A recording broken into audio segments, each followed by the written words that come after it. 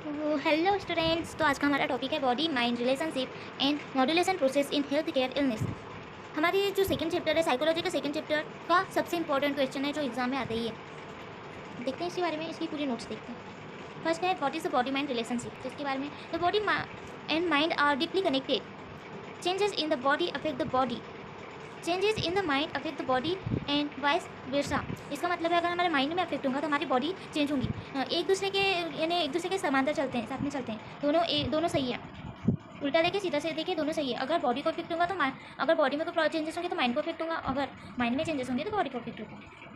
Then this relationship is important in maintaining health and dealing with illness।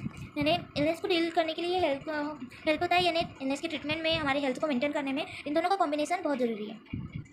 Second है role of mind in health. Health में mind का क्या role है? अगर हमें पॉजिटिव थॉट आएंगे तो हमारे जो इम्यूनिटी है वो इम्प्रूव होगी, इम्यूनिटी बढ़ेगी। काल्म माइंड, शांत शांत दिमाग क्या करता है? बेटर स्लीप देता है, डाइजेशन में हेल्प करता है और कभी चोट लगे तो उसकी हीलिंग में भी हेल्प करता है। स्ट्रेस फ्री माइंड, अगर किसी को स्ट्रेस नहीं है तो वो क्या करता है? बैलेंस हार्मोन, हमारे जो हार्मोन रहते हैं उसको मेंटेन करके रखता है एंड हेल्दी हार्ट रेट, हमारे हार्ट रेट को भी ठीक रखता है। Then next, role of mind in illness. Mind का क्या रोल है हमारी इलनेस में? अगर हम नेगेटिव इमोशन, नेगेटिव थॉट रखते हैं, नेगेटिव इमोशन रखते हैं तो उससे स्ट्रेस होगा, एंजाइटी होगी, सैडनेस होगा। ये क्या करते हैं? बहुत सारी चीज़ कॉज करते हैं, जैसे कि high blood pressure, diabetes, heart rate, heart disease, digestive issue, लो इम्यूनिटी, ये सब ये कॉज करते हैं अगर हमारा माइंड सही नहीं रहेगा तो। अब सोचो डाइजेशन, जैसे कि अगर हमारा माइंड ठीक नहीं है, हम बहुत सेट रहे तो हमें खाना खाने का मन नहीं करेगा, खाना नहीं खाएंगे तो हमारा डाइजेशन होगा कैसे? और हमारे जब इमोशन नहीं रहेंगे तो हमारे जो डाइजेस्टिव एंजाइम है वो रिलीज कैसे होंगे? हमारे क्योंकि एंजाइम्स है तो वो हमारे माइंड से रिलेटेड होते हैं ना। तब अगर हमारा जो हाइपोथैलेमस है वो सिग्नल नहीं देगा तो हमारा जो यानी जो एंजाइम रहते हैं वो सीक्रेट नहीं होते। फोर्थ है मॉड्यूलेशन प्रोसेस। अब ये मॉड्यूलेशन प्रोसेस यानी क्या होता है?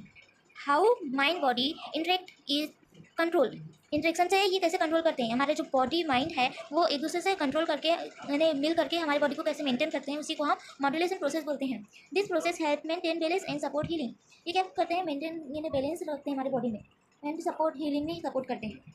अब इसके जैसे फर्स्ट पॉइंट है psycho neuro immunology, study of how mind, nervous system and immune system interact. हमारा जो नर्वस सिस्टम है और इम्यून सिस्टम है वो कैसे एक दूसरे से इंटरेक्ट होता है, उसको बोलते हैं साइको न्यूरो इम्यूनोलॉजी। ये एक दूसरे को अफेक्ट करते हैं, माइंड हमारे नर्वस सिस्टम को अफेक्ट करता है और नर्वस सिस्टम अगर ठीक नहीं है तो हमारे माइंड को अफेक्ट करता है। ये एक दूसरे से रिलेटेड है। इम्यून सिस्टम यानी जो माइंड है वो इम्यून सिस्टम से रिलेटेड है और इम्यून सिस्टम माइंड से रिलेटेड है। Then example, stress reduces white blood cell lead to more infection. जैसे कि एग्जाम्पल है, स्ट्रेस क्या करता है? जो हमारे वाइट ब्लड सेल्स हैं उसको रिड्यूस करता है जिसकी वजह से इन्फेक्शन बढ़ता है। देन नेक्स्ट, बी क्या है? Endocrine system. Emotions affect hormones like cortisol and adrenaline. Cortisol और एड्रेनालिन को यानी कि अगर हमारा इमोशन अफेक्ट है तो अब इमोशन क्या करता है? अफेक्ट करता है हमारे हार्मोन को, जैसे कॉर्टिसोल और adrenaline. Adrenaline fight and flight की कंडीशन में एक्टिव होता है तो ये इसको अफेक्ट करता है। Long term stress, hormone imbalance illness. Long term stress देता है जैसे कि हार्मोनल इम्बेलेंस, ये क्या करता है? इलनेस बढ़ाता है, हमारी बॉडी में बहुत इलनेस रखता है। ऑटोनोमिक नर्वस सिस्टम एएनएस, ये क्या करता है?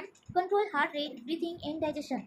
और स्ट्रेस हो गया तो क्या होता है? एक्टिवेट सिंपैथेटिक सिस्टम, जैसे फाइट और फ्लाइट, इंक्रीज बीपी और heart rate.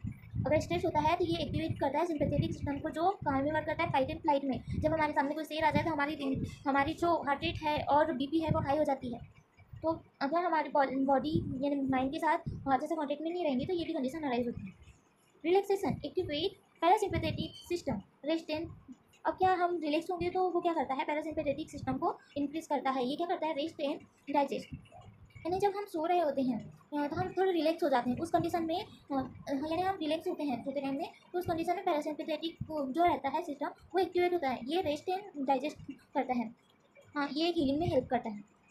Sympathetic fight and flight में और पैरासिम्पैथेटिक रेस्ट एंड डाइजेस्ट में। ओके, देन नेक्स्ट, ये techniques to improve body mind balance, यानी बॉडी और माइंड को बैलेंस करने के लिए कुछ टेक्निक है, जैसे योगा, ये रिड्यूस करता है स्ट्रेस को, इम्प्रूव करता है फ्लेक्सिबिलिटी को। मेडिकेशन काल्म माइंड, हमारे माइंड को शांत रखता है और क्या करता है? लोअर बीपी यानी बीपी को लो करता है, हाई बीपी को मेंटेन करता है। डीप, ठीक है, डीप ब्रीथिंग। डीप ब्रीथिंग क्या करता है? Activates relaxation system. Deep breathing activate relaxation system, जैसे कि पैरासिम्पैथेटिक सिस्टम को एक्टिवेट करता है। म्यूजिक थेरेपी ये रिड्यूस करता है एंजाइटी, इंप्रूव करता है मूड, यानी एंजाइटी को रिड्यूस करता है, घबराहट को भगाता है। फिर positive thinking boost immunity, reduce illness risk. अगर हम पॉजिटिव सोच रखते हैं तो उस कंडीशन में क्या होगा, हमारी इम्यूनिटी बूस्ट होगी और कोई भी इलनेस है वो रिड्यूस होंगी, इलनेस नहीं होंगी।